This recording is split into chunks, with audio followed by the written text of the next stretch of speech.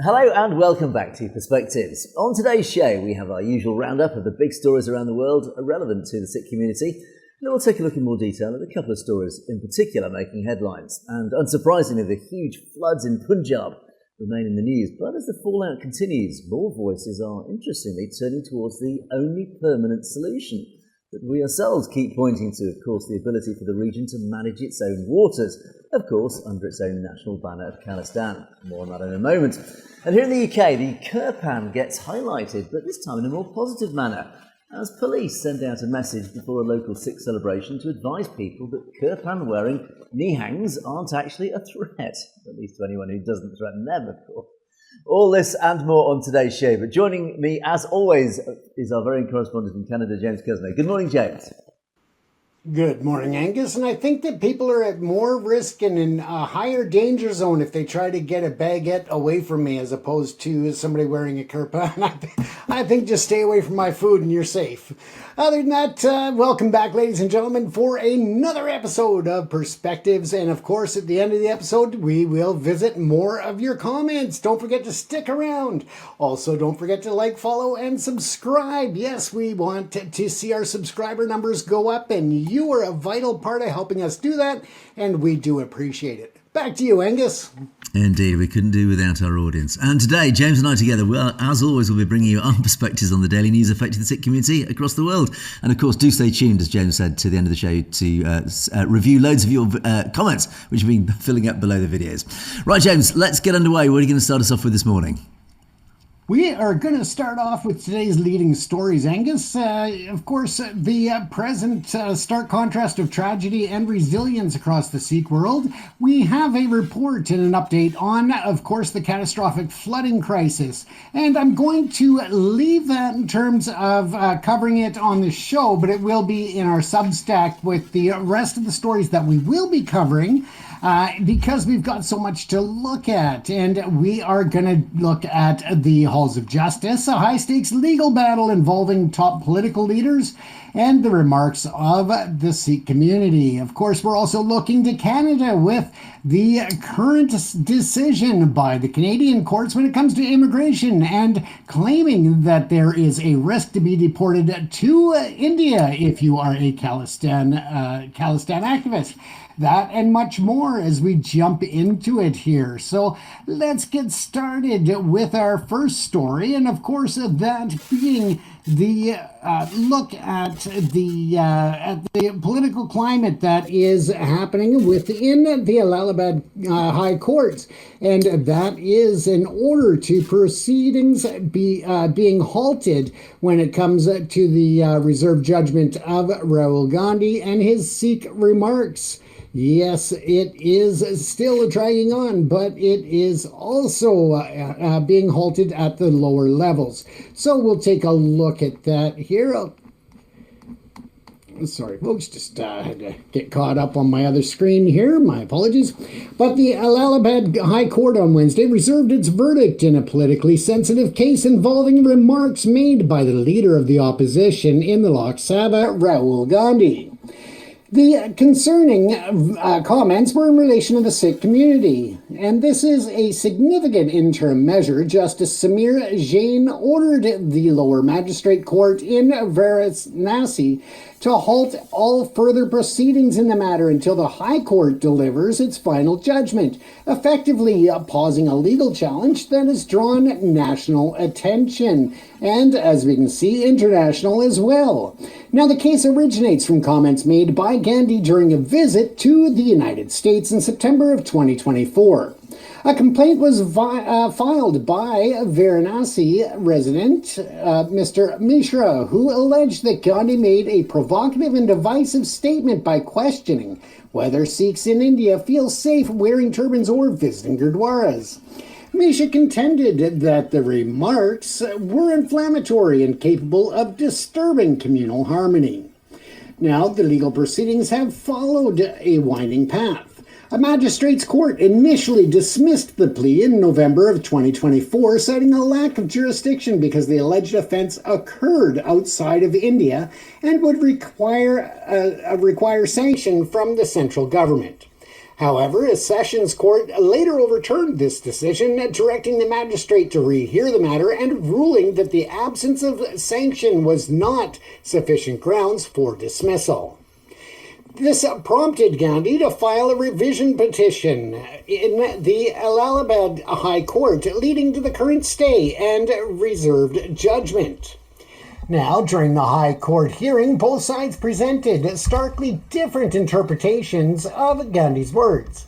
Gandhi's counsel, senior advocate Gopal Swarup Chaturvedi, and I probably butchered that, my apologies, argued that the remarks had been taken out of context and that a single sentence from a broader speech could not be used to infer a malicious intent to incite rebellion or communal unrest.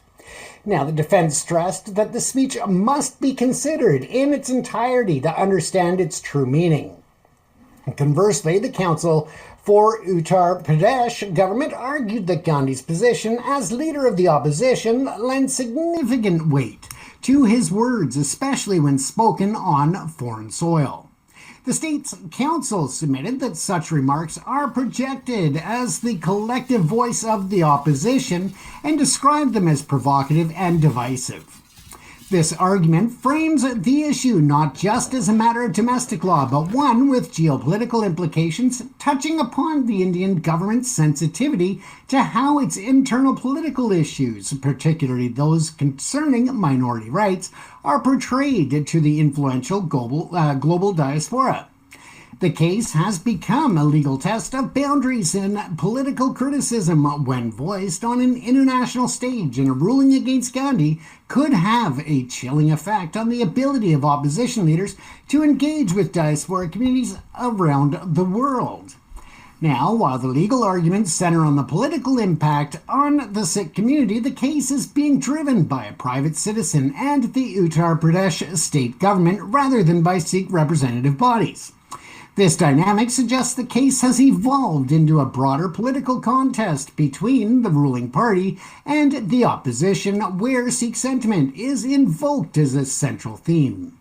The legal question being adjudicated is not the actual impact of Gandhi's words on the Sikh community, but rather their potential to disturb communal harmony, transforming the community into a subject of a larger political and legal conflict. Very interesting as we watch how that will play out. Now, let's turn our heads over to Afghanistan, where they've actually been rocked by a second earthquake on Tuesday.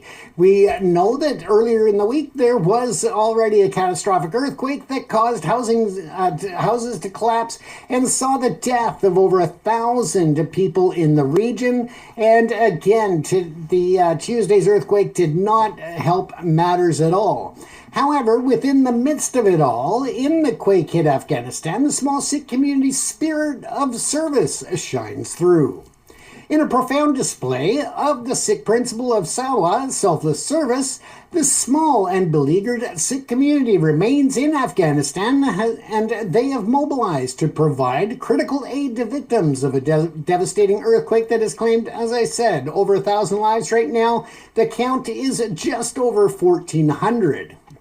Now, of course, numbering only around 50 to 55 individuals of the Sikh community, this remnant community dispatched relief materials from Gurdwara Guru Nanak Debar in Jalalabad to Kunar, the province worst hit by the tragedy.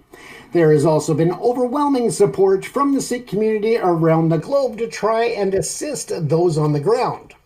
The aid, consisting of essential supplies such as bags of wheat, cooking oil, and clothing, was organized and donated entirely by the local Gurdwara community. This act of humanitarianism is more than a simple charity. It's a context of post-Taliban Afghanistan where, of course, religious minorities have been systematically marginalized or forced to flee. This public act of service is a powerful assertion of their continued presence and identity in Afghanistan. It demonstrates that they are not merely surviving, but are actively contributing to the nation's welfare, embodying a core Sikh tenet in one of the world's most challenging environments. Manjit Singh Lamba, President of the Afghan Hindu and Sikh Minorities Council confirmed the relief efforts in a statement. We have sent relief materials such as wheat bags, cooking oil, and clothes for victims in Kunar. The sewa has been performed by our Gurdwara committee, and that was his statement to the media and to the public. Now, Lamba's comments also cast light on the precarious existence of the community, which sees itself as the guardian of centuries of Sikh history and heritage in that region. He issued a poignant appeal to the Indian government regarding a critical visa issue that has threatened their ability to maintain these historic sites. Many of the members, he said, have Indian nationality and they keep visiting to help us. But now India has stopped issuing us visas and I haven't been able to visit my family back home. He went on further to explain that he urges Prime Minister Narendra Modi to start giving us multiple entry visas again. Our families are in India and we can't leave Gurdwaras here. And again, they want to preserve this. His plea reveals the self-perceived role as heritage custodians. This transforms the visa problem from a simple immigration matter into a pressing question of cultural preservation, highlighting the risk that historic Gurdwaras could fall into ruin without the ability of these caretakers to travel and receive support. And again, it is a shame to see that because we know what's happening around the world when it comes to cultural, significantly important buildings. And of course, we want to see them maintained not only for the individual communities, but for the overall world and global culture preservation. Now, as we move on, we're looking at laws in Canada and a big decision by the courts when you look at identity and justice. The Canadian courts rejected the Khalistan asylum claim as not credible, highlighting concerns of activist manipulation. Now, right or wrong, this is a decision that has come down from the courts in Canada when it comes to immigration claims that people will face persecution or other ramifications if they are returned to India after participating in the Khalistan referendum or any other type of activity that is seen as pro-Khalistan by the India government. Now, the Canadian court has dismissed the refugee protection claim filed by an Indian citizen and his family who made that argument. And of course, this is a big issue here in Canada. The ruling upheld a previous decision by the Immigration and Refugee Board, which found the applicants, as they say, the surplace claim, an asylum request based on activities undertaken after leaving their home country to be not credible. The court's reasoning was pointed. The Refugee Protection Division noted that the principal applicant provided inconsistent evidence and, critically, was not aware of what the Khalistan movement was or for what it was fighting for and what it was trying to achieve. So again, if he's making this claim and he doesn't even know what the Khalistan movement is about, that of course raises concerns when you look at whether or not there is a legitimate threat against the individual upon returning to India. Now, of course, the basic knowledge about the cause he claimed to support was a key factor in that rejection of his claim. But the case has emerged amid a broader context of allegations that pro-Khalistan separatist groups are exploiting Canada's asylum system. Reports are suggesting that the Kirpans Singh Panu, leader of the, of course, Sikhs for Justice, as we're well aware, is manipulating people to seek asylum under a broad guise of Khalistan activism. I strongly disagree with that. I think that the council is to help those who are fleeing persecution in India and not that they are being counseled to be here and then try to file the asylum. I believe that there is a true risk there, and I don't necessarily agree with the court's decision on that point.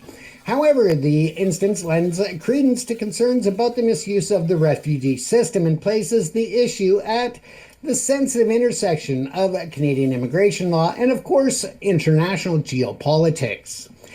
For Canada, it's a matter of upholding the integrity of our asylum process. For India, such a Khalistani separatism to be used as a pretext for activities unrelated to genuine political beliefs, such as immigration fraud. And again, this person didn't understand what Khalistan movement was even about, and then tried to use it, though, as a pretext to his asylum claim and that of his family.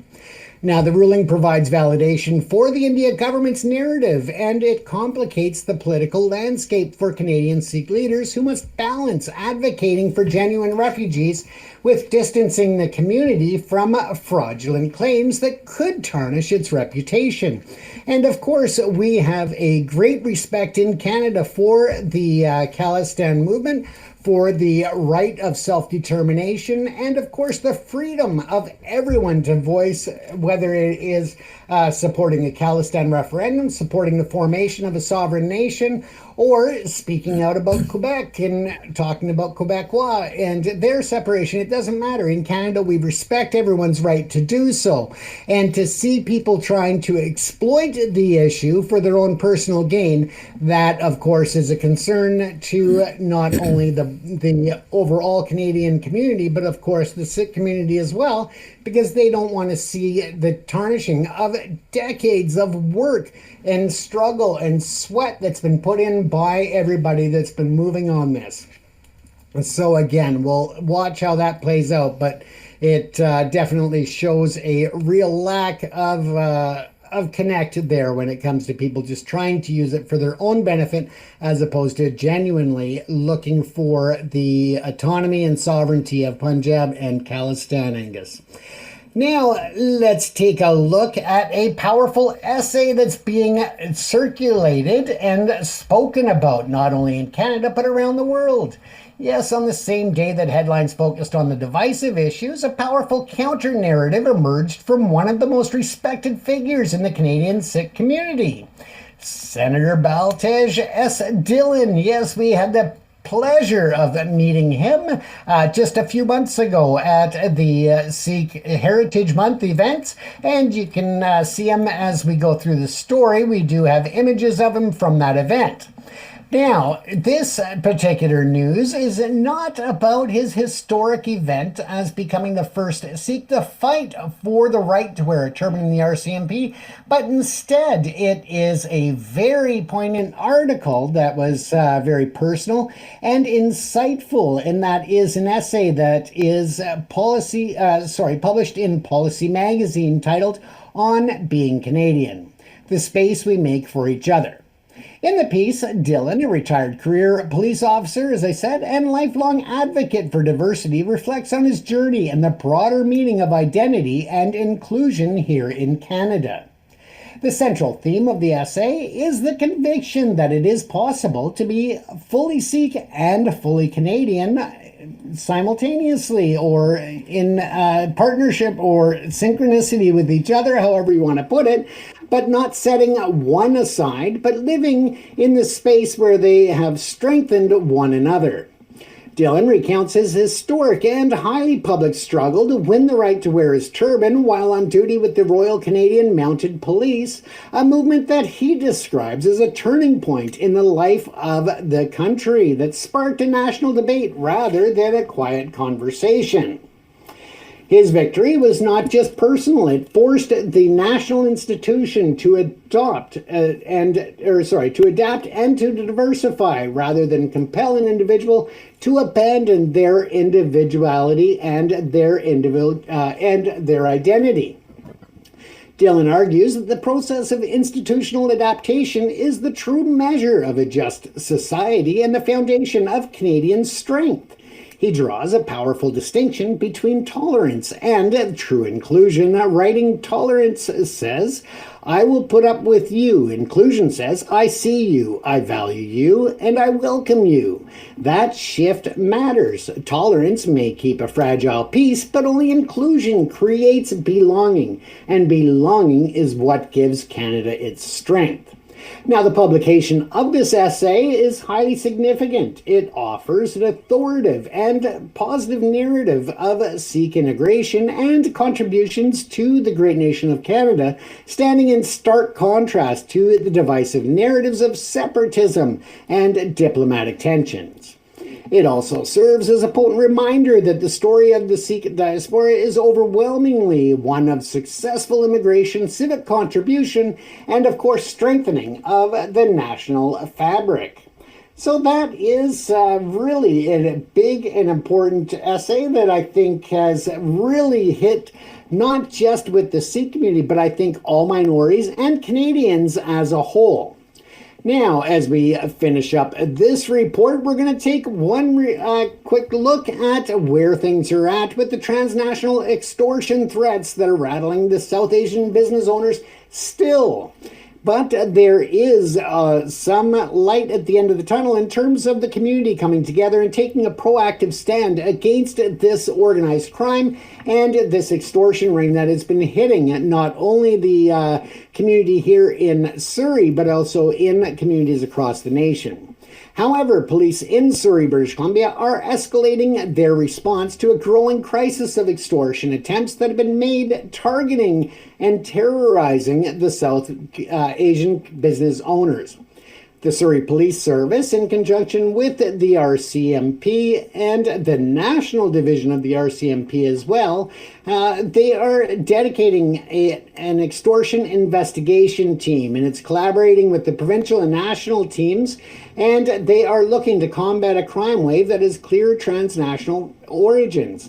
As stated, there have been more recent developments or more recent events of violence, of shootings, of arsons, and other acts of violence towards the community that is really keeping this issue on the forefront of everyone's minds in the community. Just over the weekend, this also should be noted that a home was shot up in Surrey, and this apparently has absolutely no ties to the extortion problem that's going on or to the gang issues that are going on. And that just shows that the community is getting tired of all of this violence, whether it is at the homes of business owners, whether it's home in this case of a family that was, tucked away comfortably in bed. Unfortunately, nobody was injured, but the violence is really pushing the community to scream for something to happen. And over the last 6 months, the police have received at least 10 official complaints from individuals who have received letters, phone calls, or social media messages demanding large sums of money under the threat of violence, going back again to this transnational crime ring. Now, the threats are not idle. Police have linked the extortion schemes to the recent acts of violence that we've been talking about over and over on this program. And with that, crucially, law enforcement officials have stated that these crimes are definitely linked to organized crime in the Indian state of Punjab. Now, they haven't named Lawrence Bishnoi in the current reports, but they have already in the past and are looking to demand them labeled as a terror organization. Now, the assessment confirms the issue is not just a local phenomenon, but rather the export of organized crime, with criminal syndicates in India systematically targeting the diaspora. These groups likely perceive community members as wealthy and potentially hesitant to trust local law enforcement, creating a climate of fear. The situation exposes a significant challenge for international police cooperation and highlights the vulnerability of the diaspora communities to such transnational threats. Now, this is where the community starts to fight back, and that is in response. The local community is mobilizing itself to protect each other and the diaspora as well. So a public safety forum is being organized, and that's led by prominent figures such as Satish Kumar, the president of the LN Mandir Hindu Temple, as well as members of the Sikh community. Now they are looking to work together on this issue, which is good news. And Cousineau himself, who has been a victim of this problem, revealed he received demands for a $2 million extortion attempt, and that his business, several of his businesses actually, were targeted in shootings after he received these threats and refused to pay. Now, he did report the threats to the police, and of course, he was the subject of further threats and acts of violence as a result. Now, he has announced that there is now a $100,000 reward for information that leads to the arrest of those responsible, urging the community to stand united.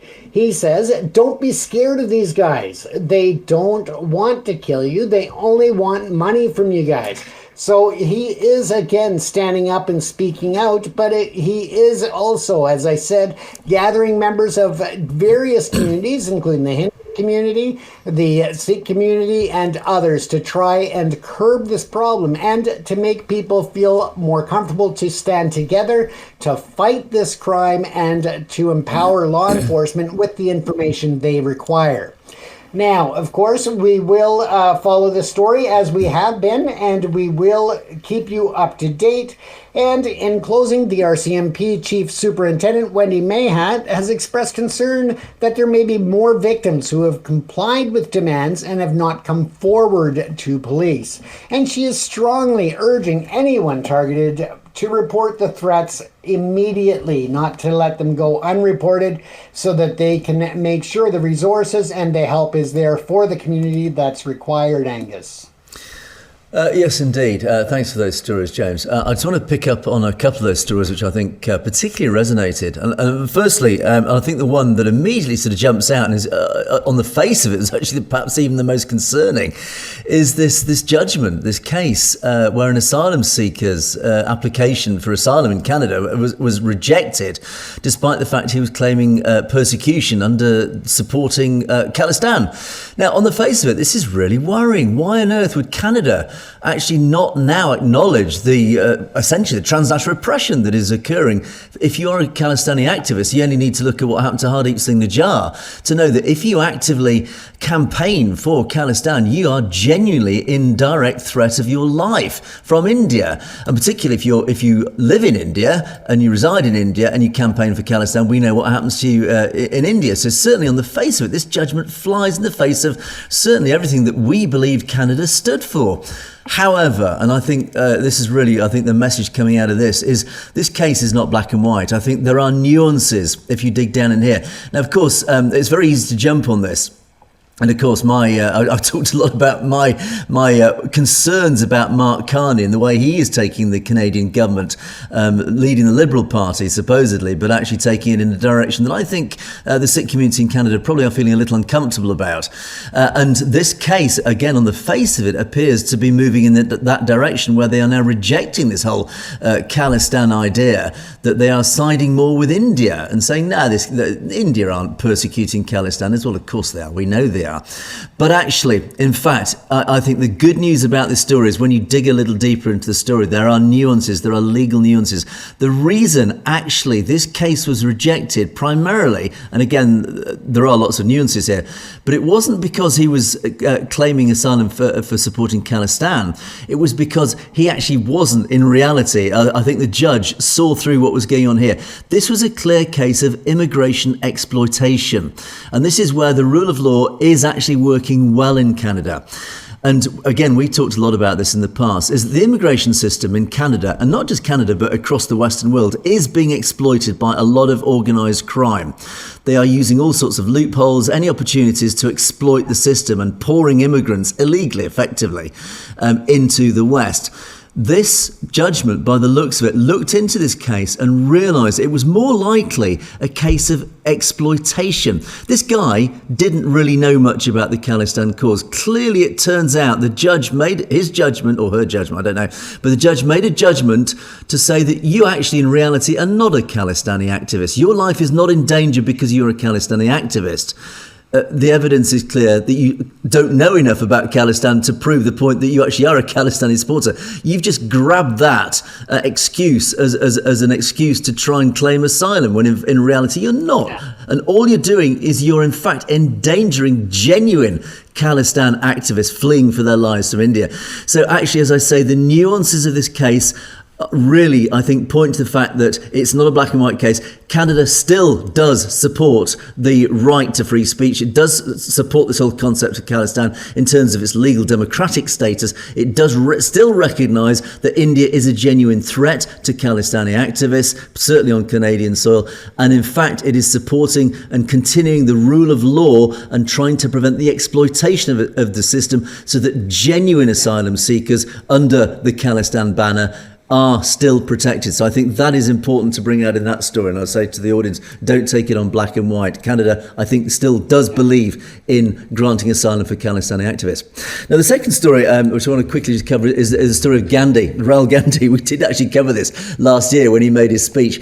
He did make some pretty strong statements, and it was interesting. He is the leader of the opposition. It is his duty, really, to stand up against the government and call out the government and hold the government to account, the BJP government. And he did this. He went to the States. He made a very powerful speech. He covered lots of different areas, but he primarily bring out this big story, and this is what really irked the BJP and the RSS, is really what it boils down to. It's the RSS who were upset about what he said, because he called the RSS out for what it was. It's persecution of India's minorities. His speech, he talked about the persecution, the difficulties of the Sikh population, but of course, by extension, he was also talking about the Muslim population in India, and how the BJP government is actually curtailing the rights of the minorities in India. That's what his speech was about, and this is what the RSS, read BJP, don't like. And this case, although it's brought by an individual, ultimately is supported and backed up by the RSS. He also he talked about the reserve status. He was also calling out the caste system.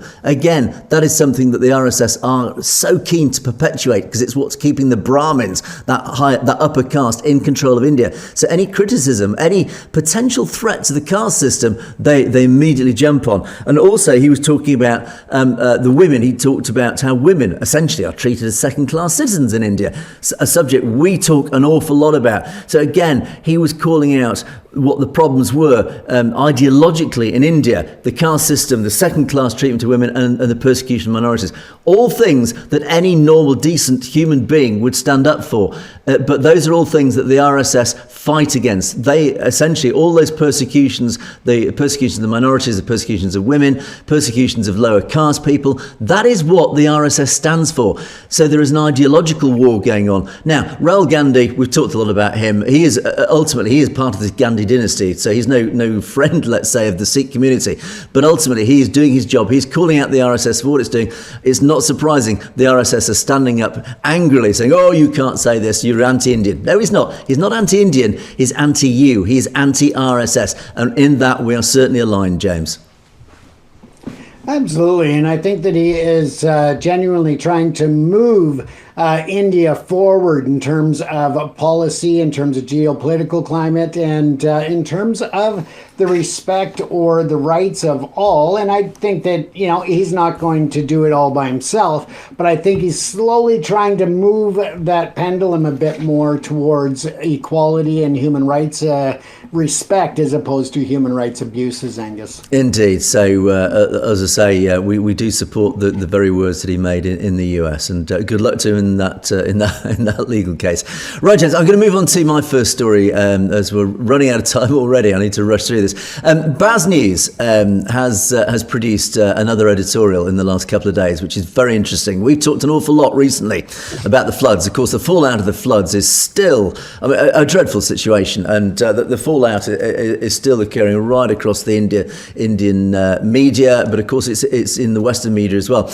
But of course, the Sikh diaspora have been very much talking about this, because they've seen their compatriots in the Punjab suffering, and of course over the border in Pakistan, Punjab particularly, they have suffered terribly under these floods, and accusations have been flying left, right and centre about what is behind, yet again, this terrible monsoon deluge that is destroying the very fabric of Punjab on both sides of the border.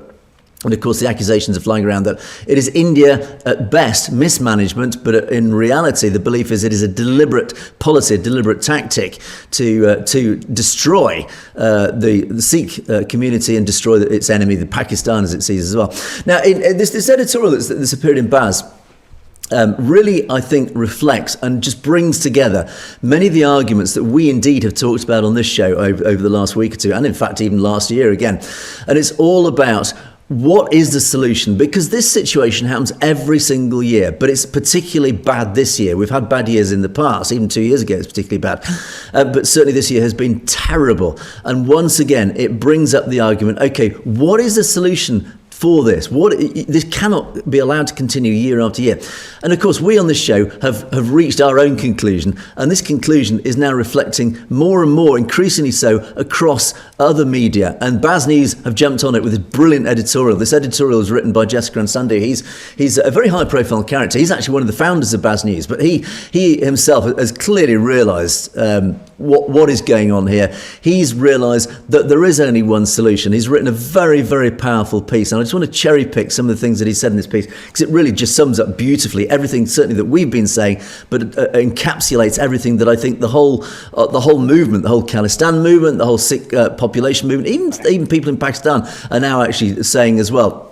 But what he said, he does talk about in this editorial, he obviously wraps up and summarises the terrible situation that the suffering that's been instituted upon the region.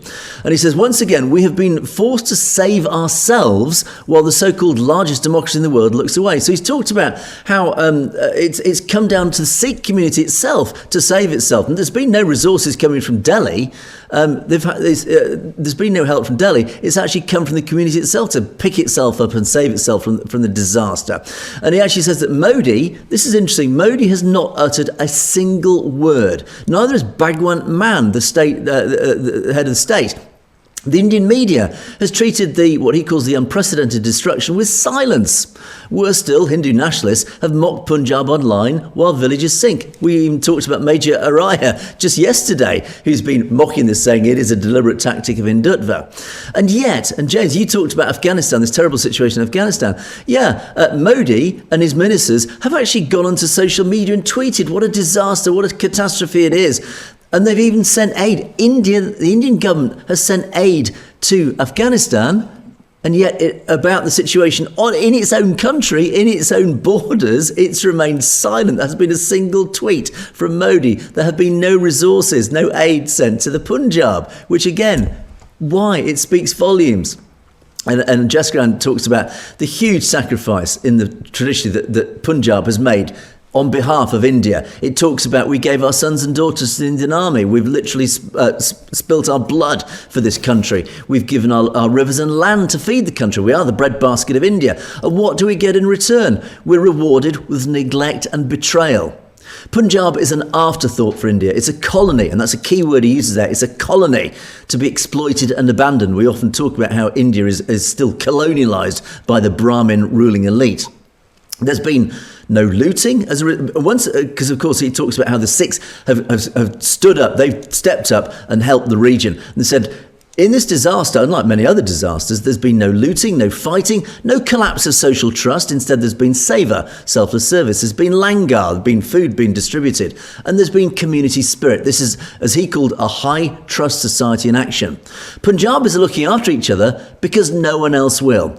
And the very organisations that are standing up to this, the very organisations that are coming forward to provide this selfless service, this help and aid, are those that are routinely called Khalistanis by the Indian state. They are the first responders. So let's be clear.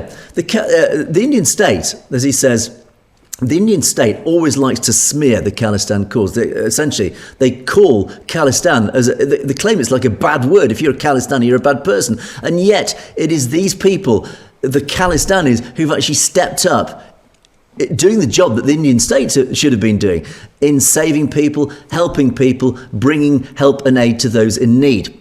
And those principles, he said, are the principles that you're seeing in action now, are the very principles that Khalistan itself represents. And he says, India doesn't just neglect Sikhs, it despises Sikhs. And that's a really powerful word he uses. He's saying India actually despises Sikhs who carry self-respect and honour. It wants to break our spirit. It wants us to see ourselves through the eyes of those who hate us. It wants us to internalise shame. So again, he's saying that India is trying very hard to turn the community against itself, in on itself. And we've seen evidence of that right across the Punjab, across the political sphere particularly. But he says, and this is where the piece gets really powerful, he says, no, we're not going to allow this. Punjab cannot keep sacrificing itself for an ungrateful country. The flood has ripped away these last illusions. Sovereignty is no longer an abstract idea. It's quickly becoming the only option left. So here he goes. This is really where this article is pointing. Punjab could not economically, he says the argument against independence is that Punjab can't economically survive on its own, and that we are too dependent on India.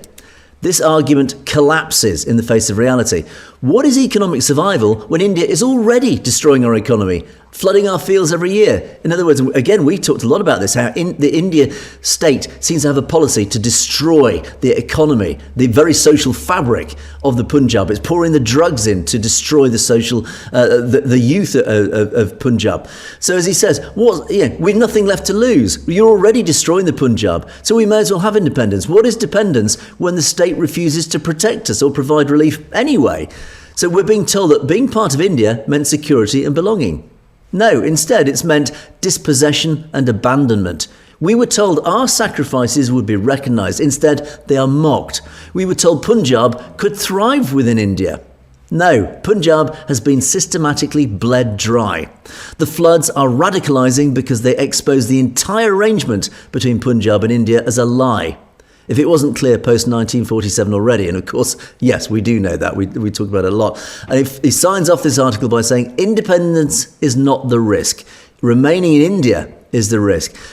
A really, really powerful piece, James, and I think this really speaks volumes. I think Jaskran in this article is speaking on behalf probably of the vast majority of the Sikh community, both in India and in the diaspora, saying, look, this current situation as a colony of India isn't working for us. You're destroying us. You're undermining our very social fabric. We are losing on this. You are treating us not just as second-class citizens, but you despise us. You clearly despise us.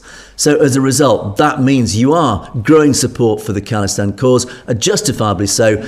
We have expressed in this very incident the true principles and values of what Khalistan represents. It stands for savour. It stands for this selfless service. It stands for treating human beings, whatever their background, as equals. We are all human beings on this planet. We all deserve love, respect. We need freedom of speech. We need democracy, all those sorts of principles. But these are the principles that are being portrayed right in this very disaster across the Punjab. And these are the principles that will form the foundations of Khalistan. Therefore, as in the Sikh Empire back in the 19th century, it proves once again that Khalistan will reflect those very same positive principles that stand up for a good and just equal society. And that is what Jaskran said in this article, James. I think a very powerful piece, and it's great to see that more and more people now are starting to align with the very permanent solution, the only permanent solution to this continuing annual catastrophe in the Punjab. It has to be Khalistan.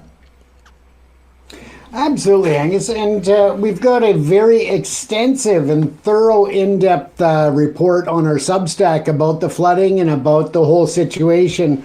And it's great to see that we are not the only ones that are out there talking about this, because, again, we've brought this up time and time again about how essential it is for Khalistan to be formed so that there is control over the water, there is control over the rights, there is control over the control and management and proper maintenance and upkeep of these facilities and development of protections. Indeed. So, it's actually a joy to see that article. And again, I think it's just building and adding to this momentum that is building for the Khalistan cause. And ironically, it takes a catastrophe like this to really align and unite more and more people, even outside the community now, who are saying, look, we need to find a permanent solution for this. The only permanent solution is for that region to take control of its own decision-making, manage its own waters. And of course, the only solution for that, the only answer to that is Khalistan. So So, indeed, fingers crossed that, that more and more powerful decision makers will reach that same conclusion. Right, James, let's move on to my second story, and it's just a quick one. And I'm delighted to read this, actually. This is here in the UK, in a place called Crawley. It's a town south of London, in the county of Sussex. The police in Sussex have actually announced there's an event happening this weekend. It is the International Nihang Singh Jaw Mela and Amrit Sanchar. Now, admittedly, I had to look up and try and work out what that meant. And I do know the Amrit Sanchar is that baptism ceremony. It's the initiation of the Amrit Dari Sikhs into the Khalsa. It is where they join the Khalsa, and it obviously dates back to the 10th Guru Gobind Singh Ji, who baptized those first 5 followers into the Khalsa, and they became the Panj Pyara. That's the Amrit Sanchar. Now, a Jaw Mela, I believe, is a celebration, and I think this is a celebration for international Nihangs. And of course, we talked a lot about the Nihangs, this wonderful warrior class of course, all Sikhs, by their very genetics, are a warrior race. But at the vanguard, at the front, at the sharp end of that, of course, are the warrior elite. Let's call them the Nihangs. And again, I'm always really quite I get excited about the Nihangs because they represent such a great heritage and history. But anyway, yes, so there is this celebration. But as a result of this, of course, a lot of these Nihang Sikhs, these Amrit Dari Sikhs, are going to be wearing their Kirpans.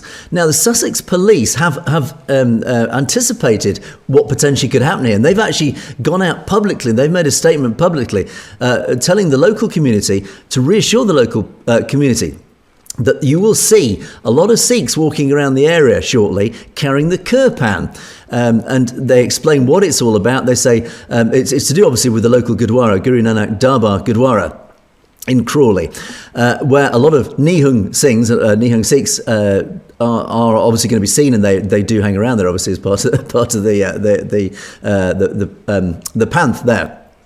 And so it's warning the local population, or warning is the wrong word, it's too strong a word, it's just it's advising the local population, do not be afraid, you are going to see some Sikhs walking around carrying Kirpans. The Kirpan is a religious symbol, and most importantly, they say it is lawful. So in other words, don't come running to us saying, oh, they're carrying offensive weapons. How many stories have we had like that, James? So it is delight that actually the police have preempted this situation here in the UK, in the south of the UK, and said, don't worry, this is all part of a wonderful heritage. As part of our heritage here in the UK is our Sikh community. You will see Amrit Dari Sikhs carrying the Kirpan, and this is what it means, James. So at last, a good news story about wearing the Kirpan. Absolutely. It's great to see them taking such a proactive role in educating the public. I mean, that's beautiful. Indeed. So let's hope we see more and more of that internationally, rather than having to report on stories where Kirpan wearers are being persecuted. Anyway, right, James, on that note, let's move on to our comments column. Loads of comments. Thank you once again, as always, to our wonderful audience. We couldn't do this show without you. And loads of great comments have poured in after our videos. So S. Bain starts us off with, we talked, I went through in great detail, actually, that huge mainstream article about Khalistan, a full analysis of Khalistan in The Nation magazine. And it turns out, actually, a lot of you do read this, as per many of the comments. S. Baines, you said you read it all the time, and it's great this article came through this media. It demonstrates that both the right and left are understanding what India is. Yes, and this is a key point. It's a very left-wing leaning website, The Nation, and I did anticipate before reading the article that they were really going to take, let's say, the wrong stance and be heavily influenced by Hindutva. No, it wasn't. It was a very balanced article. As S. Baines says, the right and left are now seeing India for truly what it is, James. Absolutely, and it's a big step forward for diplomacy, but human rights and so many other issues, Angus. It's exciting to see that. Indeed, and this is the comment actually I did mention in yesterday's show, and thank you, Pinder Dillon, for your comment. And I brought it up now just to prove I didn't make it up. Yes, of course you're referring to The Nation magazine, but this was the comment that during British rule, Punjab was paid the water that they gave to the other states, but after 1947, that water was stolen by Delhi, effectively. So you're absolutely right. So thank you for pointing that out. And again, it does highlight this once again, this argument why Khalistan needs to be established, because at the moment, the Punjab is being utterly exploited for all its natural resources by the rest of India. Or I'll say the rest of India is Delhi, of course. Delhi is exploiting Punjab, it's exploiting its agriculture, and it's exploiting its water. It's basically stealing it, where ironically, under British rule, the system was much fairer, James. Absolutely. And, we need to see Khalistan so that they can take control of that and regulate it and just handle it properly. Indeed, and I was actually going to say, so unfortunately the Punjab has swapped one set of benign colonialists, and of course I'm sure people won't like that word benign, for one malign colonialist in terms of the Brahmin elite. So ultimately it was colonialism, and it still remains colonial. SSI Sikh. I totally agree. British people should support the Khalistan movement. Now, this is in response to, I think, my comment, and I say this regularly. I think the British government and the British nation has a debt of honour to the Sikh people. We took away the Sikh Empire in 1849 as part of our expansion in the subcontinent. We have a right, we have an absolute debt of honour to repay the contribution that the Sikh community has made to the British Empire in the past, and now the British nation. It's literally, the Sikh community has spilt its blood in 2 world wars. It has served in so many different ways. It has become a part of our national fabric, the Sikh community. And as a result of that, and as payback, I believe the British government should support the Khalistan cause. And SSI Singh totally agrees with this. And interestingly, this is an interesting angle on this, and I think this is a great comment. Now, if we do that, if we establish Khalistan, we of course talk a lot about immigration, the immigration problem. Of course, if you establish Khalistan, many people in the West who have fled to the West in fear of persecution would return to Khalistan. So immediately by establishing Khalistan, people will return there. We will reverse this problem of immigration, is that people will actually start leaving the West, North America and the UK and Europe to go back to Afghanistan, James. I think it's a fabulous angle on this story. Absolutely. And yeah, it is one that we'll keep an eye on, but yeah, I think that it's nothing but a positive. Indeed. So thank you, SSI Singh, for that. I think you're absolutely right. We had a barrage of comments about, again, about the water, about the colonial oppression from Delhi, etc. And I just poured a few out onto one page, just to even give a flavour. Let's just quickly run through these. Raj Virdir said, if there's do then give these Khalistanis the first comment was slightly we've had a comment like this many times. Look, give these Khalistanis a space in America that they can call Khalistan. No, you're missing the point. They don't want Khalistan in America. They have to campaign in America because they can't do it in India because they are persecuted. That is the whole point. They want to campaign in Khalistan, in Punjab, but they can't because they will get locked up. They will get arrested for secessionism. So they can't. That is why India is a fake democracy. That is why the only safe place to campaign is in America. That's the point, Rajveer D. James. I think you agree with that one. Absolutely. And yeah, it's one that gets overlooked way too often. Yeah, we don't want Khalistan in America. We want it in Khalistan. Get that point. It's not hard to understand. Mr. Mann, Punjab is being destroyed by anti-Punjab Hindu Delhi occupying mind and force. Yeah, absolutely. Human 19007 says intentional failure of dams, intentional non-maintenance, intentional water war. We can stand alone. We can prove it again. Back to the Sikh Empire. Again, as per the Baz article. Stay safe, as always, jumps in as well. Support for Khalistan gets stronger each day. Again, this story does write itself once again, is that the more that Delhi persecutes the Punjab, the more that Delhi weaponizes this water, the more, as Stay Safe says, the support for Khalistan is growing stronger each day. And again, I just took a random selection of Khalistan Zindabads, Karam Singh, Fong Chu, Rajwinder Kaur, Malkeet Gadu. They all said, Khalistan Zindabad. This is what we need. The only permanent solution, James, as we keep battling on, it has to be Khalistan. And there's no doubt about that. And that's why we're here, Angus, because we believe in it as well. Indeed, we absolutely do. And James, your fan club just grows bigger and bigger.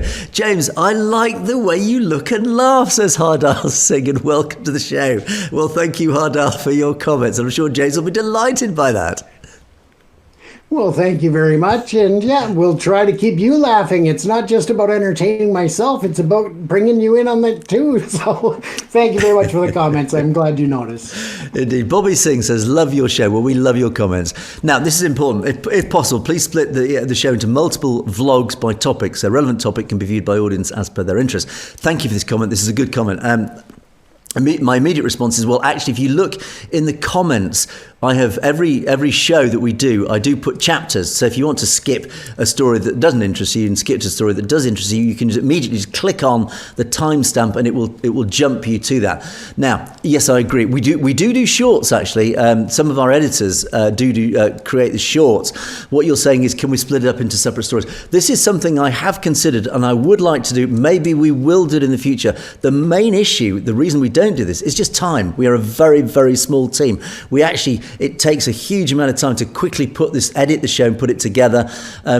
So at the moment, we just literally don't have the resources, the people, the time to do this. We would like to do it. That is not to say we won't do it. And once we go live, which hopefully will be very soon, that might free up some more time to actually do this. So it is not impossible. We still might do it. Thank you, Bobby Singh, for that suggestion. James, I don't know if you've got any comments on that. No, I think it's a great idea, but again, it's about the restrictions that we have in terms of time and resources and that. So we try to make the best of what we have in terms of getting the information to our viewers. We are, as you know, playing with the format a bit. We're going live soon. We got a lot of different things that we're working with. So we will definitely keep notation on this suggestion as well.